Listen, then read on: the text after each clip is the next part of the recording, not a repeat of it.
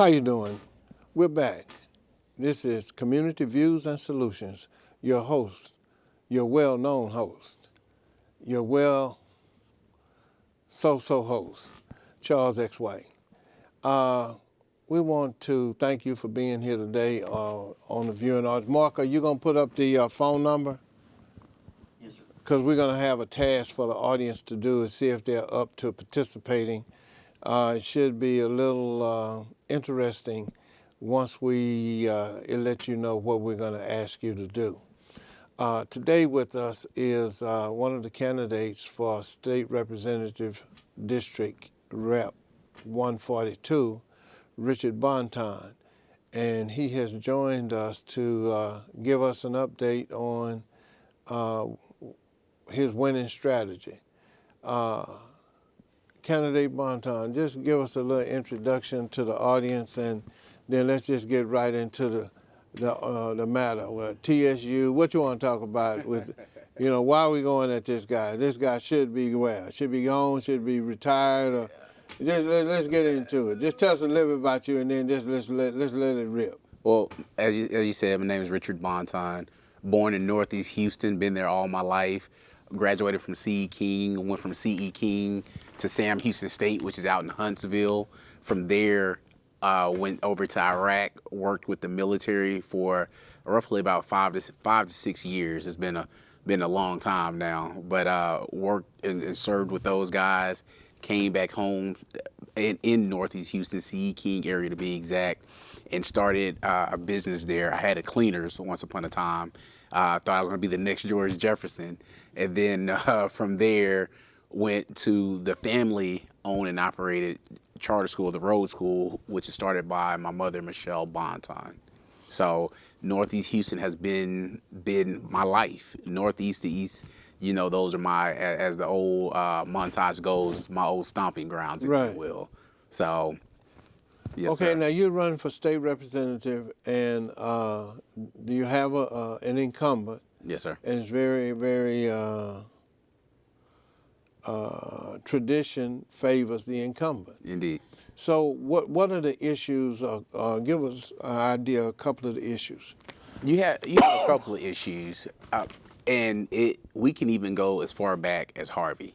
You still have, and that's not far back, but we can just start from there, and we can go further back. But I'll go from Harvey, and then we'll fill in from there. Nonetheless, you still have people all over Houston, not just in 142. So let's be exact with that, where people are not back in their homes. You have those areas that I grew up in that are actually starting to look like ghost towns now, because people cannot stay in mold-infested homes. You have people that are suffering from economics. There's an economical plague, that have hit some of these areas due to joblessness, due to high crime rates, due to people just not caring about their areas that they've come up in. Some of the other issues we have is education as well. Currently, HISD is looking at a state takeover, and the bill was co-authored by the incumbent that we're currently running against in District 142. Do you know the number on that bill? It's House Bill 1842. 1842. Yes, now, sir. 1842 did what? 1842 came in and caused, some people could say mass confusion, but basically what it did was it's holding the board accountable, and in that it causes closures with holding it accountable. If a school has been failing consecutively for the last 5 years, then that's when the state comes in. They look at different alternatives in regards to shutting down, closing that. They look at different alternatives to fixing the problem. If the problem is not fixed, then at that point in time, they start talking state closure. So right now, Wheatley, Worthing, and I believe there's a few other schools that escape my memory right now are in that pot. Kashmir recently just came off of IR here recently. Is Excuse me. IR is basically the list of schools that put put people in, not excuse me, that put them in the position to whether to stay open or closed. Okay. So let me. You made a statement because you said not just in the Northeast or something of that sort, but so let me give the audience another caption. Okay.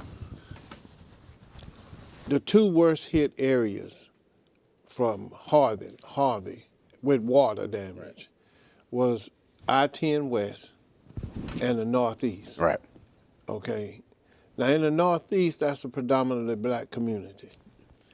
And when you look at FEMA claims on a map from the West versus the East, there are more claims from the East, from the West than the East. And that means more houses are being repaired with the claims. So we want to make sure that the audience understands is if there is an opportunity for disenfranchisement, displacement, and land grabs, these are one of the reasons that the elected official at any level, whether city, county, state, or federal, should be very watchful so that people won't be losing their homes based on lack of service, tax-based services, not free service.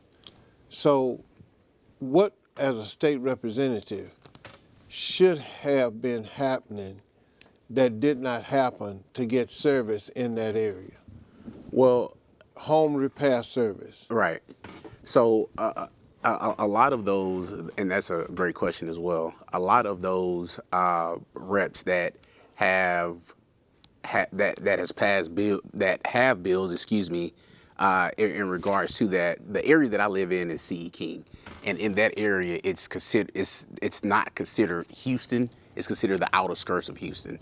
So it's a special annexed area. In some of these areas, what should have been done is making sure that, because the flooding, and excuse me, I'm sounding like all over the place, but in flooding in the repairs, that's more so a city issue. So when you come back to it, a bill should have been passed protecting those people in these areas, and not just in the special annex area or the 142 area, but a bill that would help make sure that people that are in these areas can somehow get some type of state compensation to make sure that they're able to get the repairs that they need to have. Okay. Let's divert from you for a minute. Okay. We'll come back to you. But we want to introduce Mr. Charlie Jones, who has the distinction of being called Law Book Jones. Mr. Jones, as I see it, is an analyst, and he analyzes processes, particularly the Harris County Court, but it doesn't matter, but seemingly there are a lot of issues that we're dealing with right now that are in Harris County. Just give us one example of what citizens need to know when they're looking for answers. One of the things they need to know is that they can call to any elected official, and basically from there, it'll direct them in one direction or another. Let's say that if we start off with the county judge, which is the top person in the county, you can make a phone call there to that number, 713-274-7000, and they'll put you with someone there that they believe that would be best suited to answer your question. Now, it's not always right that in that way, but sometimes you have to go that route, get someone to talk to, and then basically give what information that you have at hand, and start from that point to work your way through the process. Okay. Now, we had the breakfast this morning, and the assignment or task that call to action was to call the county judge's office and invite the county judge to a meeting in January. One of the people that called said that she was diverted, diverted because they were saying that you need an email, send them an email. And her response was, a lot of the people that's going to be calling you don't use email.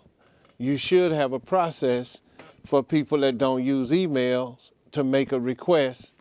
And then once she verbalized it like that, whoever was on the other end of the phone said, yes, ma'am, we do. So you see, unless you push the envelope, which is one of the reasons I want to invite you, because you push the envelope by asking the right questions or asking questions till you get to the right set of questions. And a lot of times the consumer public, they won't do that. You give them the first brush off, then that's it. No more. So, candidate Bonton. All right. Walk the audience through. If you were the state rep, we just got through with Harvey, what would you be on the ground doing in that district? Wherever that district is, would you go to where the worst or the most need is, or would you just do a lotto way and say you're going to take a tour? What would be like your approach? So I think you kind of answered everything. You would have to take a tour, but the problem with some of our officials nowadays, they kind of have the quote unquote godlike complex, and we know everybody can't be everywhere at one time. So the problem, what I would do, and now let me say what the problem is. What I would do if you, Mr. White, are in Fifth Ward, if Mr. Charlie is there in Pleasantville, I would say, hey, guys, let's come together. I want you over your area. You tell me what's going on in Fifth Ward. Same thing for Mr. Charlie. You tell me what's going on in Pleasantville. We meet not bi-monthly. I would say we meet monthly because a storm just happened. So we need to figure out the best way to roll out, and I roll out the best plans to make sure everybody's coming back in. So that definitely will require boots on the ground, and it will also require a tour that you just mentioned earlier. So once we know everything, because if you have thousands of people trying to tell you everything, it's no way possible that you have the manpower nor the memory or bandwidth to remember every single thing. So let me rephrase it like this. Mm-hmm. We've had several storms since Tropical Storm Allison. So has your opponent, the incumbent, had any follow-up meetings in between any of the storms to organize the community in a fashion to where it's proactive and mitigating risk that come along with that? Now, I don't buy into the narrative that it's the city's problem. If I'm a state representative, these are still my constituents, same as whoever the city council member is. And if the city council member is dragging his or her feet, then that is no reason or excuse for me to drag mine. So the question restated is, did your opponent, the incumbent, have any proactive meetings that you could find or know of from Tropical Storm Allison up to now? No, not that I know of. Okay, not that you know of. Correct. Now, the city requests state aid, so it's some process that includes him or the state. Correct. Which is his office. Correct. So he has access to all the information he needs to make an assessment, have focus meetings, but you're saying from 1999 or 2001, to your knowledge, you don't. Again, to my knowledge, no. All right, now. And I'm sorry, even with the whole bill of 1842, there hasn't been any focus meetings on how to get them out of IR status. Whoa, whoa, whoa, whoa. You mean 2 years ago, 3 years ago when this was enacted, or however many years ago it was, 2 or 4? Right. There are no meetings that he has held. That he has led, because IR being improvement required, and excuse me when you asked about that earlier, my mind went blank. But there has been no meetings led by him saying, "Hey, I wrote the bill." There's been meetings he's went to explain why the bill was wrote or his thought process. And I heard one of his defense response or that he didn't mean it that way. Correct. Okay, so you actually heard that response? Correct. He didn't mean it that way. That wasn't. Well, wait a minute. He been in office 40 years, and he wrote a bill that he didn't mean it that way? Right.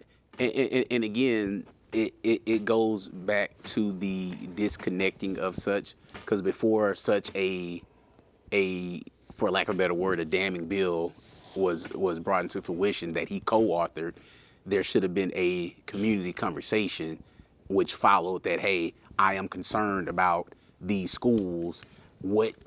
Here's the plan I have. What do you think? Let's talk that through. Even his staff person has said that they don't feel that a state rep should have to discuss every single thing with the community. And the community is who put you there.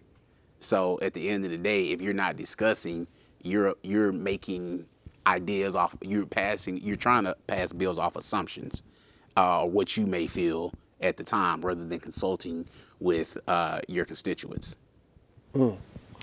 Okay.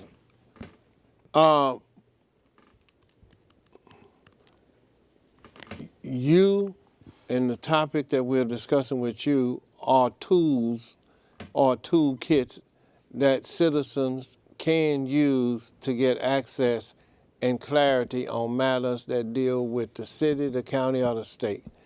Because regardless to which governmental entity you're talking about or to, there's a process to get to the information. Right. So,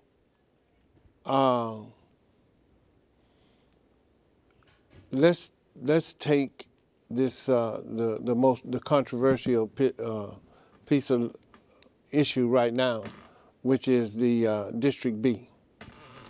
Okay, District B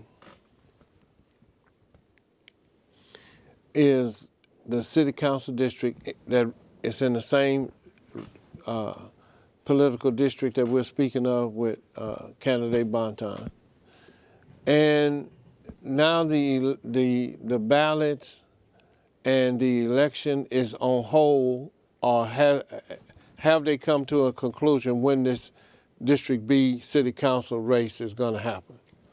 They have not come to a conclusion as for the dates, and a lot of people are inquiring about the dates, but somebody's going to have to deal with beforehand before they get to the point about the actual dates. But a lot of people just want to get to the point of when the date going to come. They're not necessarily concerned about how we're going to get there.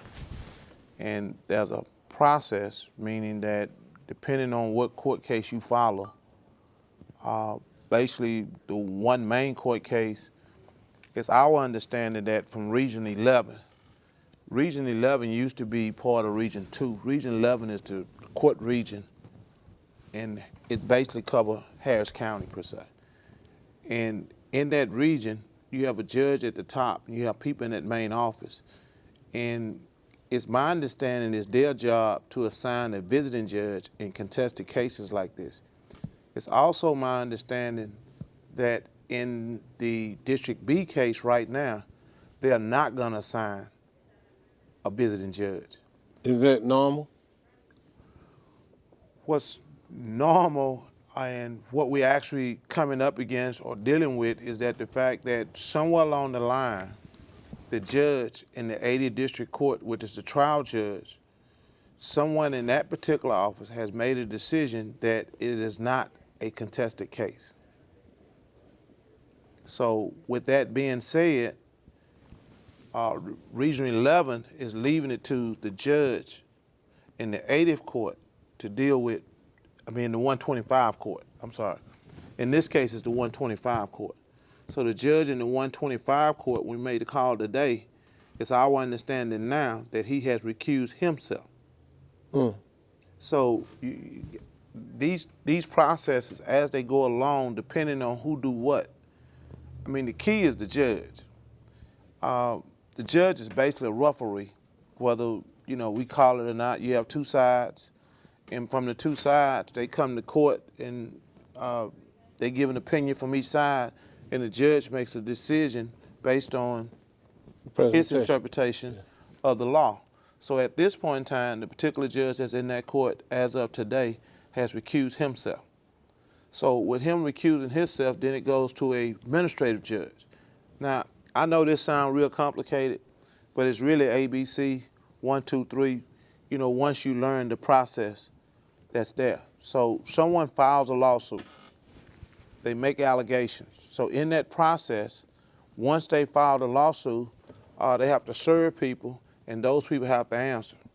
So once those people answer, then the lawsuit get on track according to the way the court sets it up, or according to what the law say in the contested case. And in most cases, these cases shouldn't go very long. But for some reason, in this particular court case, it's going a lot longer than normal. Do you have any speculation as to why what makes this particular case special or irregular? I myself don't. Because I tend to follow what goes on in place. So what I attempt to try to do is to get an understanding, the steps, meaning if one side make a move, then the other side make a move. So based on what's going on as of right now, it seems like, or it looks like in this particular situation, the person that filed the lawsuit is basically filing a second lawsuit that basically is the same as the first lawsuit. That's the understanding that I'm getting when I call Region 11. Okay. So here's a task for the audience.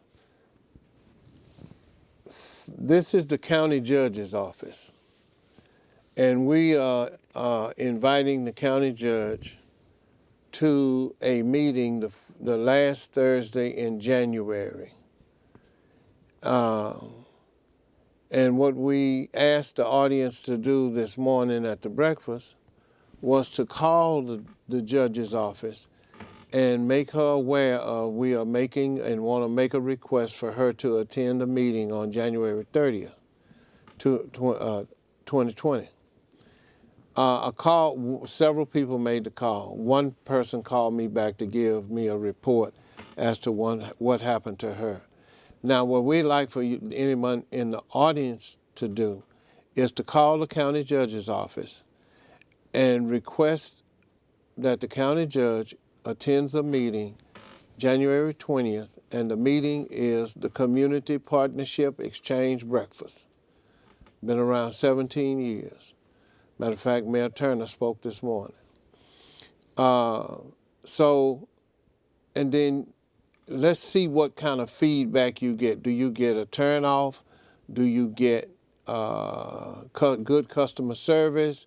Are they very helpful or not very helpful? So the judge's numbers, the office to the county judge is 713-274-7000. 713-274-7000. And then what we want you to do is call us here on the air live and give us your experience. Was it good, bad? Wasn't any one way or the other? So the number we want you to call for the show is 713-807-1794. 713-807-1794. So it's County Judge Hidalgo's office, the number that we gave you, 713-274-7000. You're asking her to attend a meeting on January 20th, the Community Partnership Exchange Breakfast at South Union Church of Christ. And if they say, what is the callback number or for more information, you give them the number 713-292-3436. 713-292-3436. So anybody that's not too busy and would like to adventure down this request, please call the county judge's office and then call us on the show. All right, Mark, can you put up that first slide that we have? All right, so this is our informational for today. The science of zip code mapping and tracking values. Houston's black community and some Hispanic communities are rich in the geography framework of being highly sought after by developers, builders, politicians, and whoever is, I guess, an investor.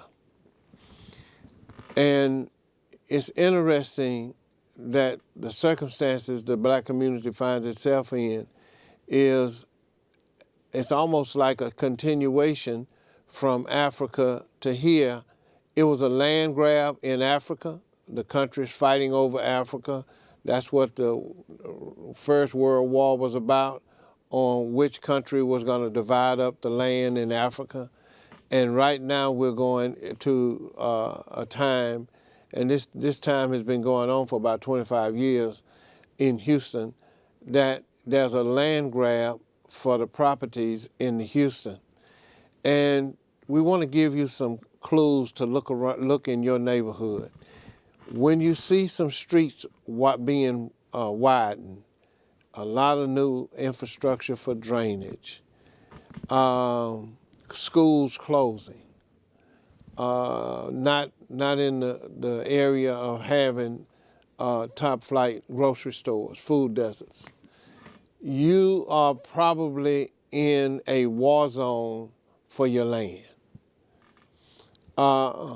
We need you to understand that your land, the geography, the location, and the zip code has a lot to do with the value of your property and the intensity that people are trying to put it out of your name into their name. Could you hit the next slide? Could you hit the next slide? I'm gonna speed this up a little bit. All right. Now this map that is on the screen now, this map includes 27 zip codes. This map originally was laid out by the City of Houston Health Department in 2010. We modified it by adding zip codes to the shape of what they identified as areas in the City of Houston that had, there were a lot of inequities, health equity, inequities. So we took that, we put the zip codes to it. So that's how we got up with the number of 27 zip codes. Now, if you look at the diagram next to it, the blue diagram, and you look for that same basic shape on the next one, which is crime, it's holding that same basic pattern with a like an elbow on the right, but it's kind of like a semicircle. Okay, Mark, can you go to the next slide? Now, if you look at this, you might see it a little better. So one has to do with racial makeup, the one at the top, and the one at the bottom, I think is poverty. So if you look at those patterns basically hold true, and in some cases it expands out further from the original. Let's go to the next slide, Mark. All right. So what we introduced to the community today was some proven research scientific methods that we're going to implement in about 80 different subdivisions that make up those 27 zip codes. And what we're going to be using are proven and accepted practices, research practices, and we're going to put a package together that includes all of those approved, credential, academic, scientific research methods. One of those images, it says community-based participatory research. That model has proven to be very successful when government and the private sector want to be real partners with the community. Some governments, some cities, some counties are not like that. The next book to that image by Robert D. Putnam, one of the professors from Harvard, wrote the most researched on civic engagement. When he published that book, it was the most profound work that had been done in like 60 or 70 years in the United States. He compiled a lot of data. And in his way, he identified the death of civic engagements and how it went away, or how the stages that it became less participated in by citizens. But basically, that was dealing with the white community. It was probably escalated in the black community because we are still the last hired and the first fired, because everything is dealing with an economic premise. And in this case, we're dealing with the economics and we're dealing with the land value. Okay, next slide, Mark. All right. In the presentation that was made to the subdivision and the people this morning, we highlighted these particular researchers to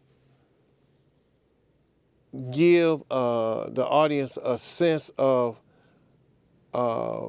reliability and credibility from scholars, and we're using their research to substantiate what our claims and the proposals that we'll be putting forward. We're using their credentials and their research so that we don't have to get into a back and a forth with the bureaucrats that want to treat people as though they are uninformed, not trained, not educated. So instead of arguing with us, when we present our research, we present the research from these scholars. And by doing that, we have reduced the friction, the potential for friction, because we discuss what the research says instead of what I feel or what I witness. And one of the research pieces that for the implementation of it has to do with the National Incident Management System, which is a management system put in by the federal government. So how can you argue with a proven, federally approved and designed method of recovery, mitigating risk? It's just hard to do. And the city and the county and the state are required to use that same model. So now what we are doing is bringing the model that they're using to the community. So it shouldn't be any friction because the implementation model is the same.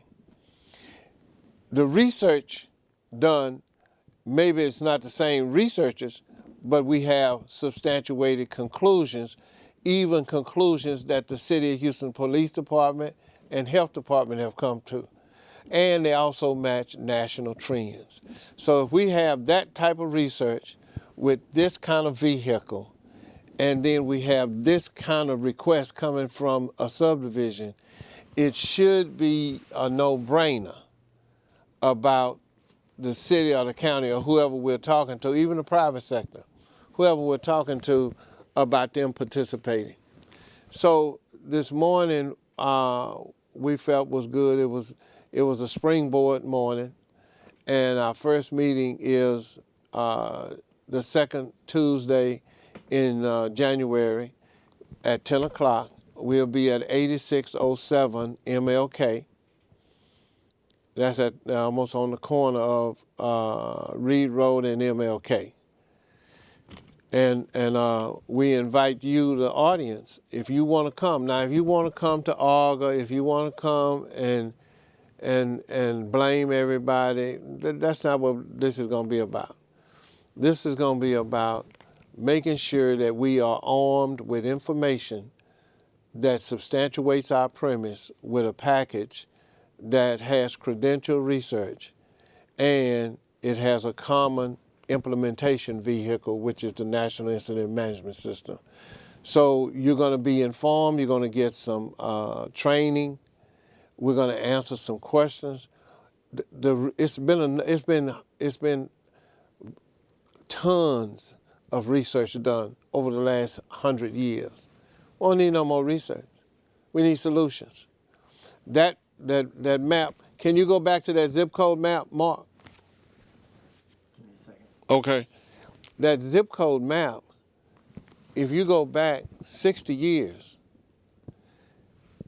you'll see that when the black community was at its highest point of employment, we were still labeled disenfranchised, at risk, low performing, hard to serve. All those labels are put on us by the government, whichever arm of the government did it or does it. All of them participate in. Once one throws it out there, it just seems like it spreads like wildfire. But those are negative terms that help reinforce negative outcomes. And what we want to do is provide those homeowners that are invested, retired, some still working. We want to equip them and invest them and include them in a team concept on how to make change on tax-based services and to enrich your neighborhood, just like the management districts are intended to do. But if you go through all these management districts, the people that are on those particular boards, by and large, are the people that are part of a political clique. That's my assessment of it. I don't have to be 100% right, but I'm not 100% wrong. But anyway, we'll close out of the show on that. But let's go back to candidate Bonton, because I really want to bring up the TSU issue. What was your involvement, and how do you assess the legislation that was submitted to separate Texas Southern University Law School, Thurgood Marshall, from the Texas Southern University main body? And I just want you to kind of give the audience a sense of what you found out during that period when we were going through that. And then I'm going to dovetail on that to talk about some of the action items we did in the community. Right. And then we're going to come back to you on this particular case and for you to give us an example of perseverance and what steadfastness looks like as it relates to trying to get information from a governmental entity. So what I thought about it, I thought that it was another form or facet of not communicating with those that you report to a certain degree, even though that's not a constituent base, but there's a relationship with the president and other people that are there on campus actually. And it was quite shocking because of what TSU is and what Prairie View is, which are those beacons of light that gave us opportunity when no one else wanted to give us opportunity. One of the things that people miss is that the devil is always in the details. And when he had to give his explanation on why it was being done, he said it was being done to protect TSU from the other people, U of H, or UT, those people that want to come over and take over the property. But what he didn't mention in that bill, it spoke about eminent domain. So when the school wants to build north, south, east, or west, they can come and take property that people have already paid for, that are, because it's an older community, that people are on fixed income that may not be able to afford to move out and go somewhere else to build a brand new home. So not only do you affect the system as a whole, but you affect all of those people around there. So I definitely disapproved. We even sent out a statement as well to show the disapproval that we had with the bill. So when you say eminent domain, had that bill been successful and TSU Law School would have been separated, you're saying that eminent domain feature would allow that particular branch, the law school, to go anywhere in the city and use the eminent domain process? No. Please don't misunderstand what I said. It will cover up to certain mileage. It's not anywhere in the city, because what the eminent domain did was allow Thurgood to get the growth that it needed. If it needed to build out north, if it needed to build out east, south, or west. Using its current location. Using its current location. Oh, okay. So in that, if you would have took some of those homes, you still have people, you can throw a rock and hit somebody that's on fixed income. Right. So it would have had grave effect. So he said that he's protecting, but again, the devil's in the details. That's why it's important for people to familiarize themselves with Do you know if he had a meeting to explain any of that to the citizens around the area? Again, he didn't have a meeting.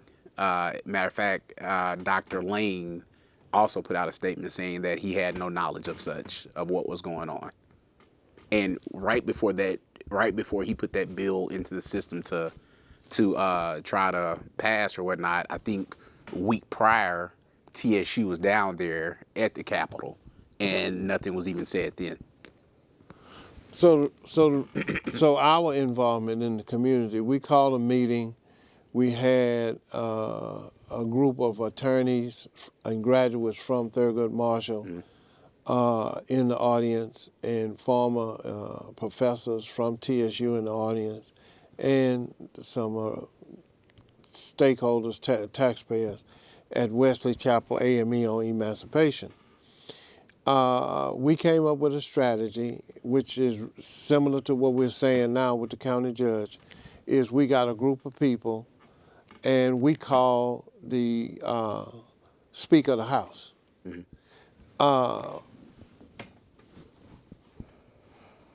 One of the tricks and the traps in this information search or search for information is you have to ask the right question. If you don't ask the right question, you never get anywhere. Right. So we called to ask for the bill not to go forward. And when we did that, we called the Speaker of the House. We jumped over the state rep. Wasn't any sense talking to him. We jumped over the state rep because early part of it was said that if the state rep withdraws the bill, then that's how it would be killed. So that's what they were telling us over the phone. But the trick in it was that once the bill was submitted to the committee, the state rep had zero anything to do with it. It was all under the jurisdiction of the Speaker of the House, and the Speaker of the House did not have to honor a request from the state rep not to go forward with the bill, because his committee could have said we want it to go forward, and it went forward. So we flooded the state capitol with so many phone calls to the state Speaker of the House phone line, is that the second day that we started calling midday, they switched us back over to Dutton. Then we started with the committee, the education committee chairperson. Then they switched us back over to Dutton. Then from there, we went to the Speaker of the House. So you have to be persistent and ask her why, because you're going to learn along the way. A lot of these things we don't know, we didn't know before we started calling. But we learned as we started calling. And then if you have the state representative giving you a part of the answer and not the fullness of the answer, when he gives you his part, it's going to sound good and make sense. Exactly. But you don't know the rest of the story. Once you get the rest of the story, you see what, no, that was deceptive, okay? So with that said, we got 7 minutes left. With that said, about the commitment to the process and the search, use whatever example you have in front of you to talk to the audience. You talk to them. Tell them by this, giving them an example. For an example, this case. For an example, in this case, Uh-huh. the case that I have in front of me is Demetri Smith and Kendall Baker versus Harris County Clerk Diane Trotman in her individual capacity.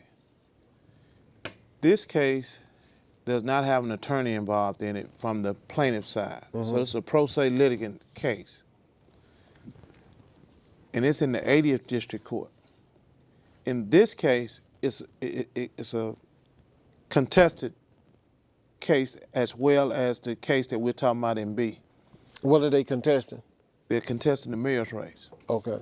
And in this case is going on right now just like the case in District B. Uh-huh. But yet you hear no information per se on this case. In this case, they have the visiting judge that's been appointed. And in this case is alleged, as far as I know as of right now, goes tomorrow at 1:30.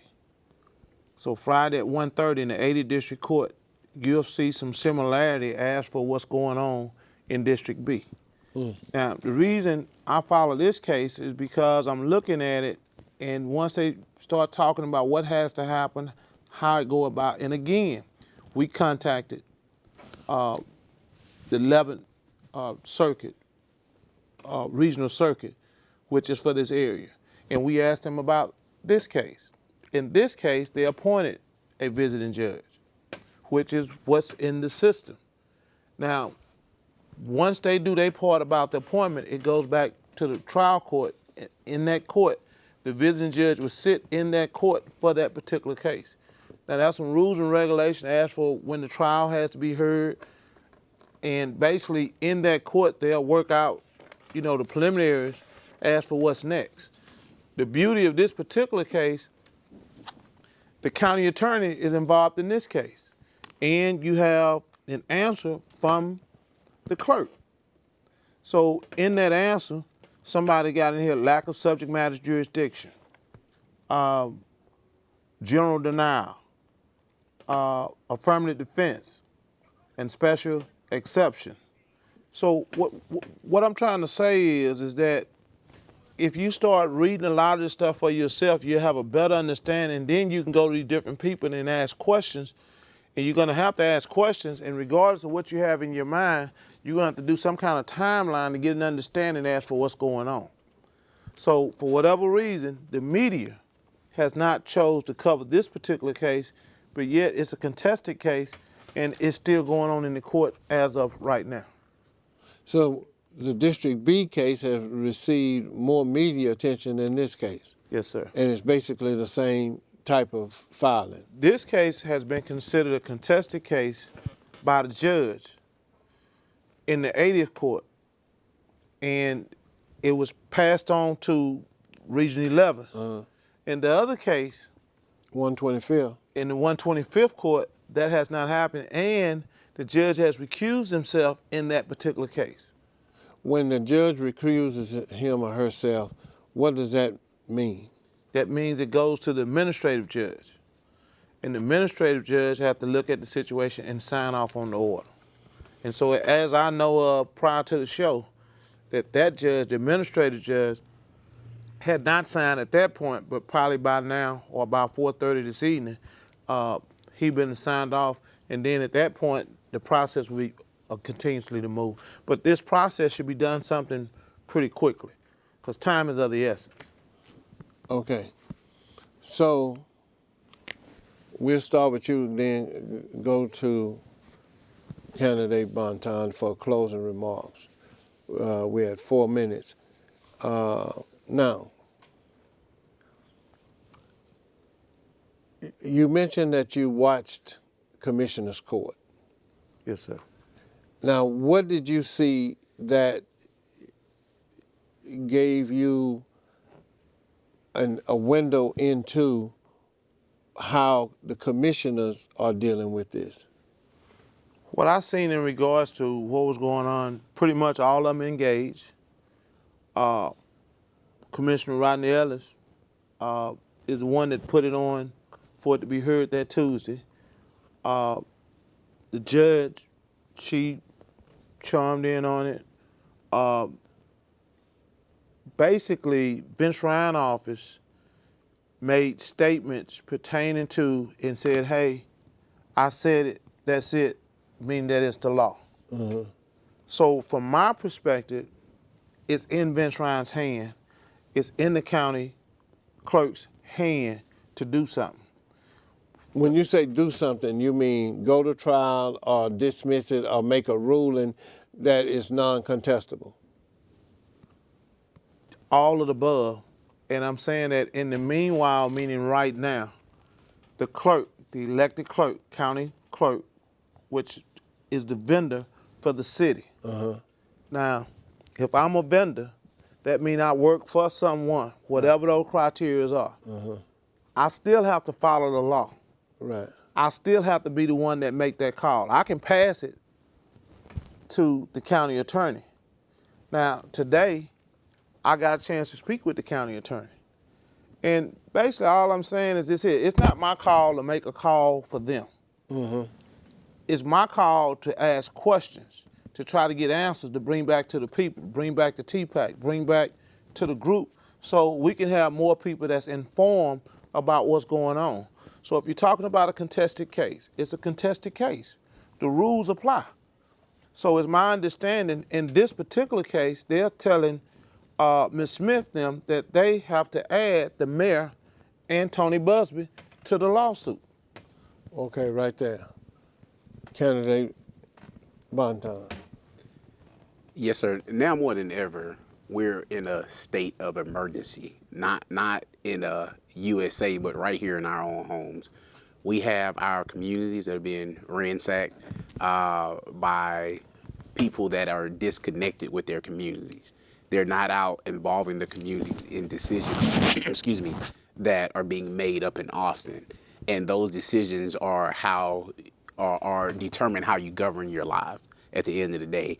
And if we don't have inclusiveness, if we don't have somebody that's ready to work and get out there, pound the pavement, even though it may not be in their field of work, we have somebody who doesn't care about us at the end of the day. And now it's time more than ever for new leadership. It's time for to put people first. So Richard Bonton for state representative, District 142. Election is in March, early vote is in February. So definitely want to get you out, definitely want to earn the support of the constituents and move us in the right direction. Well, that was well said and well timed. Well, we're going to wrap it up now. We only have 1 minute. We thank you for taking the time to view and listen and participate with our Community Views and Solutions program for today. We'll see you in 2020, hopefully, and we'll have a good guest list, good time, and we look forward to seeing you. I want to thank Charlie Lawbook Jones and Richard Bonton, candidate for State District Rep 142. We'll see you next time on Community Views and Solutions. Charles X. Weiss, your host. See you next time.